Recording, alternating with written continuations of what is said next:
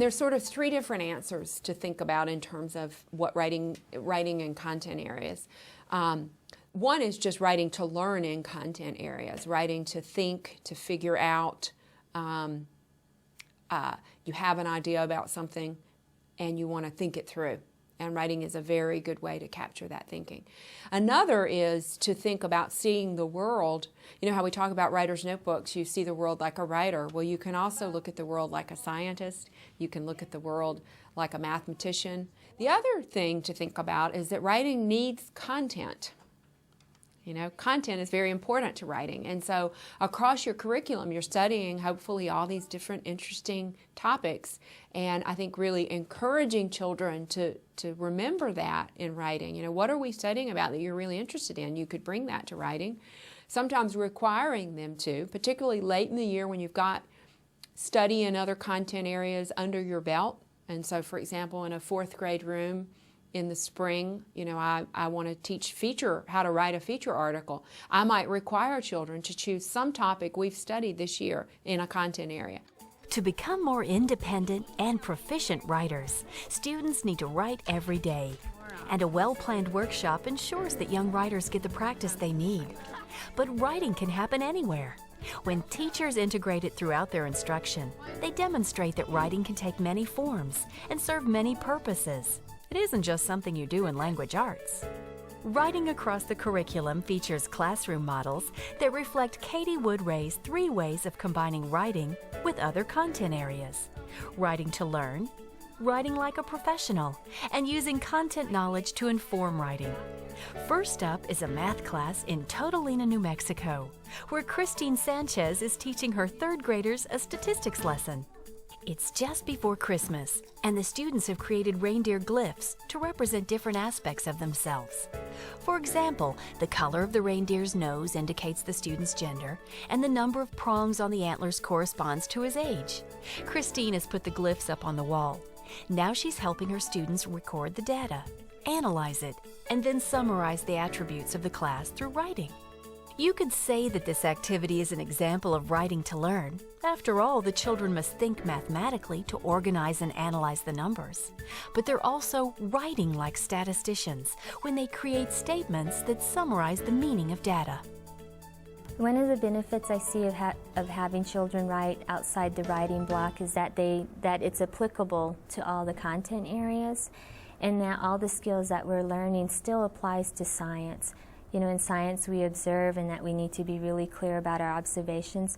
Well, word choice would fall into that. Organization, and then ideas about what they're writing about. All of that fits into science, and it fits also into social studies and math, because now we're expecting children to be able to not only verbally explain their thinking, but we want them to be able to write about it too. Remember we did our reindeers up here? Yes. Okay, now all of these mean something. What did the antlers mean when you were making it? How old you are. How old you are. Okay, now I'm going to ask you to raise your hand and I'll call you on that. What did the color nose mean? Raise your hand if you remember, Jermaine. Boy. Whether you're a boy or girl, please don't call out. I haven't called you. And what about the ribbon and the bell? What did that mean, Janaea? Going away. You're going away or stay. Or if you're going away, you had the bell. If you're staying, you had the ribbon. So what's the first one on your paper, number 1? I can't. Antlers. Antlers, okay. And I put what age in the first category? 8, and then 9, and then 10. Now I'm going to go through each one of the reindeer, and if you recognize your reindeer, you can just tell how old you are, okay? So let's start with this one. We have 1, 2, 3, 4, 5, 6, 7, 8. This person's 8 years old, so go to your 8 category and draw a line, 1 tally mark. Now let's go to this one underneath. I'm going to count. 1, 2, 3, 4, 5, 6, 7, 8. This person is also 8 years old, so you put a tally mark where? 8. Under 8, right next to it. Let's move on to the next one. 1, 2, 3, 4, 5, 6, 7, 8 again. Christine students continue to gather data based on the reindeer glyphs. On their individual data sheets, they record each piece of information and then come up with totals for the class. We have gathered information from 6 places, so I'd like you to write at least 6 sentences about what the information says. And I'm going to help you with the first one. What can we say about the age of the people in our class? They're all 8. They're All of us are 8. Most of the children in the Are 3rd grade 8. classroom are 8. There we go.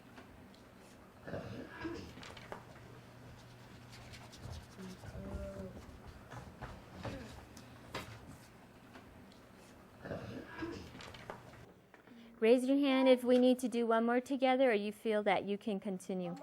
One more together? Those of you who feel that you can continue on your own, go ahead. I would like 6 sentences.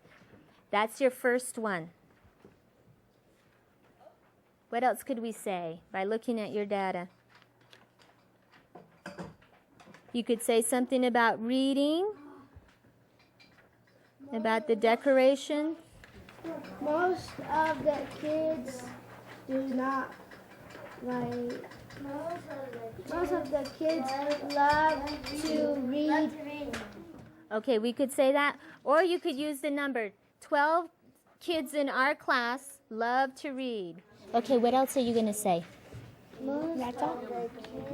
Well, you have to have 6 sentences to go with all the areas that we collected, all the information. Uh-huh. What can you say about this one?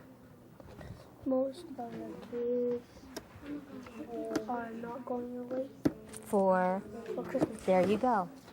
Most of the kids in our Children are staying home for Christmas. there you Christmas break. Okay, over Christmas break. There you go. Well, that's one of the skills that they need to learn is to organize the data, and then to take a look at it and to generate some comments or observations based on that. And I saw that right away with some of the kids when they started noticing more tally marks in other categories than others. And for this particular lesson, I did it as a whole group. And I saw some students put some sentences together that I thought was awkward, which is okay for now because it told me some more about their writing. Most of the children in the 3rd grade class are 8 years old. Most of our kids love to read. Most of my classmates are stayed home for Christmas. There are 9 kids that are in the middle of their age. There is an equal number from the boys and girls' nose. Most of the kids in my classroom like the winter. Okay. In Simpsonville, Kentucky, Cheryl Block's 4th graders have been studying the food guide pyramid in their health class. To reinforce what the children have learned and to help them develop topics for writing, Cheryl has decided to bring health content into the writing workshop. Although all the students will write about some aspect of nutrition, it's up to them to decide on topic, purpose, and audience. Cheryl also encourages the children to explore the genre or form their writing will take. To help them begin thinking about these choices, she starts the writing workshop with a discussion of possible audiences. Good morning. Good morning. Today is the best day in any writing workshop because today is the day when we get to take a look at everything that we've learned and we mold it into a piece of writing. We decide the area of our learning about the food guide pyramid that we're most interested in. And we start thinking, what information do I really want to communicate to my audience? Can someone remind me what I mean by audience? Philip. People that you're writing it for? Yes. Who might that be? Let's see, I'm going to write maybe a persuasive letter, or I might write an article. Who might our audience be? Ricardo. The readers. The readers. And who might those readers be? People in the school. People in the school, your classmates, yes. Not only just this class, but other classes. Your parents. Your parents might be an audience. Yes, you might select to write to them. Macy? Teachers. Teachers, you know, in this piece of writing, no. Teachers are here to help you conference, but I really don't want you to use me as an audience because I know what you've learned already. This is where you take the information and you make what you know public. John, who are you thinking about? Well, I was thinking like one of your friends that's a little bit overweight, maybe. Possibly. See, I see John is already starting to think, I want to communicate something about being overweight. And that might be kind of a touchy issue. You know, you've addressed an audience as being just somebody real close to us, school, parents. But let's think about our community. Who out in our community deals with health issues? You may go to this office when you don't feel well. Robert? Doctors? Maybe a doctor, a pediatrician. Where else? I was thinking of pediatrician. You were thinking pediatrician also, yes. You know, I've been in a pediatrician's office many a time where I'm sitting and I need to wait my turn and I want something to read. And I've been there and I read the same magazine over and over and over again. Wouldn't it be cool to hear your all's voices? Yeah. Cool, huh? All right. Well. To underscore how important it is to write for an authentic audience, Cheryl decides to use an example from the local newspaper. She deliberately chooses an article that children can relate to. I decided to bring a real piece of writing, a piece of writing that was in fact published in our local newspaper. I wanted them to understand that that piece of writing was written by a real reporter, and that real reporter had to struggle with the very same issues that I was going to ask them to deal with. And it dealt with a dilemma that our schools are going through right now. Okay, if we're talking and we're teaching healthy eating, then let's do away with the candy. So it was very appropriate to this unit of study also. I wanted them to hear the words of a reporter and the words of a feature article. Not that every one of them was deciding to do a feature article, but by sharing that feature article, I wanted to introduce and just kind of prime their pumps on how they would have to first identify a topic, then move into a focused purpose, and then begin to anticipate through their audience possible questions that they may have. What would an elementary school be without candy? A healthier and safer place, according to Kenwood Station Elementary School Principal Philip Moore. Moore, who did away with sugary treats as principal of Oldham County's Crestwood Elementary School, is now doing the same at Kenwood Station, which opened in the fall. Kenwood Station is also in Crestwood. As teachers and principals, we need to practice what we teach, Moore said. In our health classes and PE classes, we teach about building healthy bodies, exercising, and having good eating habits. Then in a lot of classes, the teachers were giving away candy as rewards. Candy as part of an activity, and candy as even part of a celebration.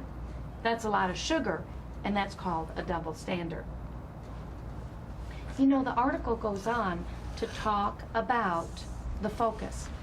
The focus of this piece can be found in just the very first part of the article, as well as the title. Now remember, focus is kind of like that main idea. Someone want to take a stab at what big message the reporter wanted her audience, the newspaper reading public, to understand?